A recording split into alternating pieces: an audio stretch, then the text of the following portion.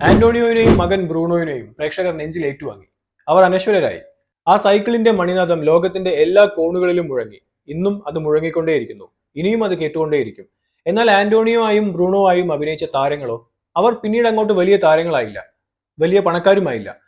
മാത്രമല്ല, മാജിയോറാനി എന്ന ആ നായക നടൻ തിരിച്ചു വന്നപ്പോഴേക്കും ഫാക്ടറി പിരിച്ചുവിട്ട തൊഴിലാളികളിൽ ഒരാളാവാനായിരുന്നു അയാളുടെ വിധി. പിന്നീട് അങ്ങോട്ട് ആന്റോണിയോനെ പോലെ തന്നെ തൊഴിൽ തെണ്ടി ഒരുപാട് നാളറിഞ്ഞു. ഇത് കണ്ട് അയാളുടെ ഭാര്യ പറഞ്ഞു, ഇപ്പോഴാ മനുഷ്യ ശരിക്കും നിങ്ങൾ ആന്റോണിയോ ആയത്. ശരിയാണ്, അയാൾക്കും അതറിയാം. ആന്റോണിയോയുടെ വിങ്ങുന്ന നീറൽ ഉള്ളിൽ ഒതുക്കിക്കൊണ്ട് മാജിയോറാനി തലകുനിച്ച് നടന്നു. 1948 ലോകമെങ്ങും റിലീസ് ചെയ്ത ദ ബൈസിക്കിൾ തീവ്സ് ഇന്നും പ്രേക്ഷകരുടെ കണ്ണു നനയ്ക്കുന്നു. കുടുംബം പുലർത്താൻ വേറെ വഴിയില്ലാതെ മോഷ്ടിക്കാൻ ശ്രമിച്ച് പിടിക്കപ്പെടുന്ന സത്യസന്ധനായ ഒരു മനുഷ്യന്റെയും അയാളുടെ നിഷ്കളങ്കനായ ഒരു മകന്റെയും കഥയാണ് ചിത്രം പറയുന്നത്. സംവിധായകൻ വിറ്റോറിയോ ഡെസിക്കയുടെ പുതിയ സിനിമയിലേക്ക് ബാലതാരത്തെ ആവശ്യമുണ്ട് എന്ന പരസ്യം പ്രത്യക്ഷപ്പെടുന്നു. ഫാക്ടറി തൊഴിലാളിയായ മാജിയോറാനിയുടെ ഭാര്യ ഈ പരസ്യം കാണുകയാണ്. തങ്ങളുടെ മകൻ എൻഡിക്കോയുടെ ഫോട്ടോയുമായി ഡെസിക്കയെ പോയി കാണാൻ അവർ അയാളെ നിർബന്ധിച്ചു. അങ്ങനെ മാജിയോറാനി ഡെസിക്കയെ പോയി കണ്ടു. കൂടുതലൊന്നും സംസാരിക്കേണ്ടി വന്നില്ല. ഒറ്റ നോട്ടത്തിൽ തന്നെ ഡെസിക്കയ്ക്ക് ഇഷ്ടപ്പെട്ടു. ബാലനെയല്ല, മാജിയോറാനിയെ. തന്റെ സിനിമയിലെ നായകൻ ആന്റോണിയോ ആവാൻ എന്തുകൊണ്ടും യോഗ്യൻ ഇയാൾ തന്നെ. ആ ഒരു നടത്തം, ഇരിപ്പ്, പെരുമാറ്റം, ചേഷ്ടകൾ എല്ലാം കഥയിൽ നിന്ന് ഇറങ്ങി വന്നതുപോലെ തന്നെയുണ്ട്. കാര്യം പറഞ്ഞപ്പോൾ 10-16 കൊല്ലം യന്ത്രപ്പണി ചെയ്ത് തഴമ്പിച്ച കൈകൾ കൊണ്ട് തല ചൊറിഞ്ഞ് മാജിയോറാനി പകച്ചു നിന്നുപോയി. ഭാര്യയോട് ചോദിച്ചിട്ട് പറയാം. തീരുമാനങ്ങൾ എടുക്കാൻ സമർത്ഥയായിരുന്നു ഭാര്യ. വീട്ടിൽ കയറി വരുന്ന ഭാഗ്യദേവതയെ ചവിട്ടിയിറക്കാനോ, വിളിച്ചു വരുത്തി സൽക്കരിക്കണം, അതെ അഭിനയിക്കണം, പണമുണ്ടാക്കണം. ഭാര്യയുടെ വാക്കുകൾ കേട്ടപ്പോൾ അയാൾക്ക് ആത്മവിശ്വാസമായി. അഭിനയത്തിൽ യാതൊരുവിധ മുൻപരിചയവുമില്ലാത്ത മാജിയോറാനി സമ്മതം മൂളി. ആദ്യ ദിവസം ഷൂട്ടിംഗ് കാണാൻ എത്തിയ ആളുകളുടെ ഇടയിൽ നിന്ന് ഒരു ബാലനെ ഡെസിക്ക കണ്ടു. വിടർന്ന കണ്ണുകളും നിഷ്കളങ്കത തുളുമ്പുന്ന കുഞ്ഞു വട്ടമുഖവുമായി ഒരു പാവം പയ്യൻ. അദ്ദേഹം അവനെ അടുത്ത് വിളിച്ചു. പേര് എൻസ്റ്റോ സ്റ്റായിയോള. മിടുക്കൻ, മിടുമിടുക്കൻ. ഇവൻ ബ്രൂണോ തന്നെ, ആന്റോണിയോയുടെ മകൻ. ഡെസിക്കയുടെ മനസ്സ് മന്ത്രിച്ചു. ഒന്നല്ല, 100 വട്ടം. ബാക്കിയെല്ലാം ചരിത്രമാണ്. മാജിയോറാനിയും സ്റ്റായിയോളയും അച്ഛനും മകനുമായി അഭിനയിച്ച വിറ്റോറിയോ ഡെസിക്കയുടെ ആ ചിത്രം പിന്നീട് ലോക സിനിമയുടെ തന്നെ പാഠപുസ്തകമായി. ദ ബൈസിക്കിൾ തീവ്സ്, ക്ലാസിക്കുകളുടെ ക്ലാസിക്. ലൂഗി ബർട്ടോലിനിയുടെ നോവലിനെ ആസ്പദമാക്കി സീസർ സവാറ്റിനി രചിച്ച തിരക്കഥയിൽ നിന്നുമാണ് ഡെസിക്കയുടെ ചിത്രം പിറന്നത്. 2ാം ലോക മഹായുദ്ധത്തിന് ശേഷം തരിപ്പണമായ ഇറ്റാലിയൻ ജീവിത പശ്ചാത്തലത്തിൽ നിന്നും ഒരു അച്ഛന്റെയും മകന്റെയും കഥ. ഒരു ശനിയാഴ്ച വൈകിട്ട് തുടങ്ങി തിങ്കളാഴ്ച അസ്തമയത്തിനിടയിൽ ഒരു തൊഴിൽ രഹിതന്റെ ജീവിതത്തിൽ കടന്നുപോകുന്ന അവസ്ഥകൾ. ഇത്രയും ലളിതമായൊരു കഥ ലോകത്ത് മറ്റൊരു സിനിമയ്ക്ക് വേണ്ടിയും ഉണ്ടായിട്ടുണ്ടാവില്ല. പക്ഷേ മനുഷ്യാവസ്ഥകളിലേക്ക് തിരിച്ചുപിടിച്ച തിളക്കമുള്ള കണ്ണാടിയായി ബൈസിക്കിൾ തീവ്സ്. യുദ്ധം ഇറ്റലിയെ നിലംപരിശാക്കിയ ഒരു കാലം. രാജ്യം എല്ലാ തരത്തിലും തകർന്നു കിടക്കുകയാണ്. തൊഴിൽ രഹിതരും നിരാശരും നിരാലംബരുമായി കഴിയുന്ന ജനലക്ഷങ്ങൾ. അതിലൊന്നായിരുന്നു ആന്റോണിയോ റിക്സയുടെ കുടുംബം. റോം നഗരത്തിന്റെ ഭ്രാന്തത്തിൽ ഒരുവിധം തരക്കേടില്ലാതെ തന്നെ ജീവിക്കുകയായിരുന്നു അയാൾ. ഫാക്ടറിയിലെ തൊഴിൽ നഷ്ടപ്പെട്ടതിനു ശേഷം ഒന്നിനും പണമില്ലാതായി. പട്ടിണി, ദാരിദ്ര്യം. 10 വയസ്സുകാരൻ മകൻ ബ്രൂണോ അടുത്തുള്ള ഒരു ഗ്യാസ് സ്റ്റേഷനിൽ പോയി ജോലി ചെയ്ത് കൊണ്ടുവരുന്ന പണമായിരുന്നു ആകെ ആശ്വാസം.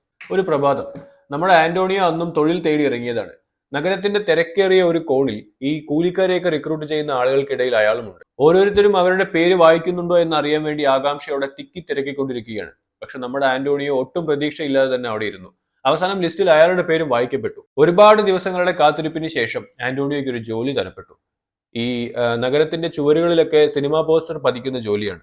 പക്ഷെ ഒരു നിബന്ധനയുണ്ട്, സ്വന്തമായ ഒരു സൈക്കിൾ വേണം. ഒരു നിമിഷം കൊണ്ട് ആന്റോണിയോന്റെ മുഖത്തെ പുഞ്ചിരി കെട്ടടങ്ങി. അയാൾക്ക് സൈക്കിൾ ഉണ്ടായിരുന്നു, പക്ഷെ പണത്തിന് മുട്ടു വന്നത് കാരണം അത് പണയം വെച്ചിരിക്കുകയാണ്.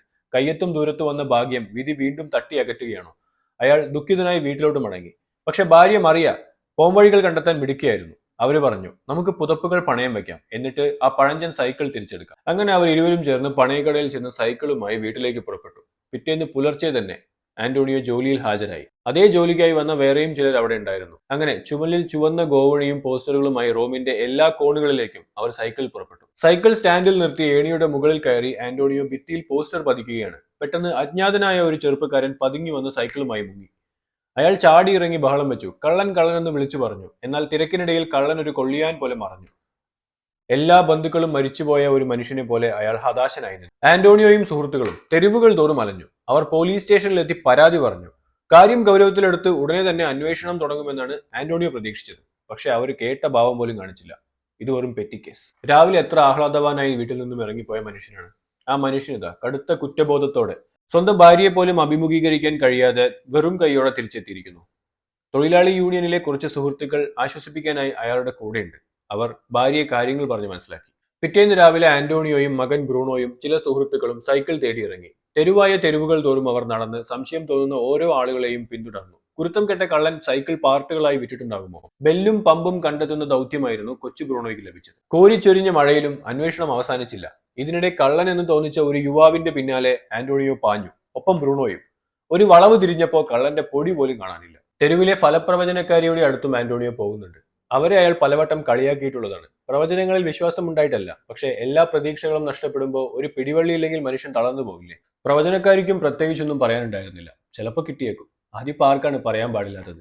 വിശപ്പും ദാഹവും കാരണം തളർന്ന ആന്റോണിയോ ബ്രൂണോയിനെയും കൂട്ടി ഒരു റെസ്റ്റോറന്റിൽ കയറി. അവന്റെ മുഖത്ത് അമ്പരപ്പായിരുന്നു. ഒരുപക്ഷെ ജീവിതത്തിൽ ആദ്യമായിട്ടായിരിക്കും അച്ഛന്റെ കൂടെ ഒരു റെസ്റ്റോറന്റിൽ ഭക്ഷണം കഴിക്കാൻ പോകുന്നത്. പോക്കറ്റിലുള്ള കാശ് കണക്ക് കൂട്ടി ആന്റോണിയോ ഭക്ഷണത്തിന് ഓർഡർ കൊടുത്തു. അക്ഷമരായിട്ടുള്ള കാത്തിരിപ്പ്. മറ്റെല്ലാം അവർ മറന്നു. തൊട്ടു പിന്നിലെ മേശയ്ക്ക് മുന്നിൽ മമ്മിക്കും ഡാഡിക്കും ഒപ്പം ഇരുന്ന് രുചികരമായതെന്തോ കഴിക്കുന്ന തന്റെ പ്രായമുള്ള ഒരു പയ്യനെ ബ്രൂണോ അസൂയയോടെ തിരിഞ്ഞു നോക്കി. അവൻ എന്തായിരിക്കും ആ കഴിക്കുന്നുണ്ടാവുന്നത്? ഇതുപോലെ തിന്നു കൊഴുക്കണമെങ്കിൽ നീ ഇനിയും ഒരുപാട് പണം സമ്പാദിക്കേണ്ടി വരുമെന്ന് അവന്റെ അച്ഛൻ അവനെ ഓർമ്മപ്പെടുത്തി. സൈക്കിൾ ഉണ്ടായിരുന്നെങ്കിൽ ഒരു മാസം എത്ര വരുമാനം ഉണ്ടാക്കാമായിരുന്നു? ആന്റോണിയോ കണക്ക് കൂട്ടി നോക്കി. ബ്രൂണോയും എന്തൊക്കെയോ കുത്തിക്കുറിക്കുന്നുണ്ടായിരുന്നു. അതിനിടയ്ക്ക് ആഹാരം വന്നു. ആർത്തിയോടെ കഴിച്ചു. തീറ്റ ഉത്സവമാക്കിയതിനു ശേഷം ഇരുവരും വീണ്ടും യാഥാർത്ഥ്യത്തിലേക്ക് തന്നെ തിരിച്ചു വന്നു. അങ്ങനെ കള്ളനെ തേടിയുള്ള അടുത്ത അന്വേഷണം ചെന്ന് നിന്നത് വേശ്യാലയത്തിലായിരുന്നു. സംശയകരമായി നീങ്ങുന്ന ഒരു യുവാവിന്റെ പുറകെ കൂടിയാണ് അയാൾ അവിടെ എത്തിയത്. അങ്ങനെ അവസാനം അയാൾ കള്ളനെ പിടികൂടി. സൈക്കിൾ ഒന്നും കാണാനില്ല, പക്ഷെ മുഖലക്ഷണം കണ്ടിട്ട് കള്ളൻ ഇവൻ തന്നെ. കള്ളൻ കള്ളൻ അയാൾ വിളിച്ചു പറഞ്ഞു. ആളുകൾ കൂടി. വേശ്യാലയം നടത്തിപ്പുകാരും അയൽക്കാരും റോഡിലൂടെ പോയവരും എല്ലാവരും കൂടെ ഒരു വലിയൊരു ആൾക്കൂട്ടം. ആ ചെറുപ്പക്കാരൻ കുറ്റം നിഷേധിച്ചുകൊണ്ടേയിരുന്നു. സൈക്കിൾ മോഷ്ടിച്ചതിന് എന്താണ് തെളിവ്? ആന്റോണിയോയ്ക്ക് ഉത്തരം മുട്ടി. ആൾക്കൂട്ടത്തിനിടയിലൂടെ പുറത്തേക്ക് മുങ്ങിയ ബ്രൂണോ ഒരു പോലീസുകാരനെ കൂട്ടിക്കൊണ്ടുവന്നു. അയാൾക്കും അതേ ചോദ്യം തന്നെയായിരുന്നു. തെളിവുണ്ടോ? അപ്പോഴേക്കും ആ ചെറുപ്പക്കാരൻ മോഹാലസ്യം നടിച്ച് വീണു കഴിഞ്ഞു. ഇത് കണ്ടതോടെ ആൾക്കൂട്ടം ആന്റോണിയോയ്ക്ക് നേരെ തിരിഞ്ഞു. പാവം പിടിച്ചൊരു പയ്യനെ ഇല്ലാത്തത് പറഞ്ഞ് ബോധം കെടുത്തിയിരിക്കുന്നു ദ്രോഹി. ആന്റോണിയോ പതറി. അച്ഛന്റെ നിസ്സഹായത കണ്ട് ബ്രൂണോയും ഒന്ന് വിളറി. സത്യത്തിന്റെ മുഖം ഇത്ര വൈരൂപ്യം നിറഞ്ഞതാണോ? ഇത് അവനാണ്, അവൻ തന്നെ, പെരുങ്കള്ളൻ. ആളുകളെ ഞാൻ എങ്ങനെ വിശ്വസിപ്പിക്കും? ആന്റോണിയോ സ്വയം ശപിച്ചു. തിരക്കിൽ നിന്ന് രക്ഷപ്പെട്ട് ഒറ്റപ്പെട്ട വഴികളിലൂടെ അയാൾ നടന്നകന്നു. ജോലിയിൽ തുടരണോ അതോ പട്ടിണി കിടന്ന് മരിക്കണോ? ഭാര്യ, മകൻ, അവരുടെ ഭാവി, നൂറ് ചിത്രങ്ങൾ അയാളുടെ മനസ്സിലൂടെ കടന്നുപോയി.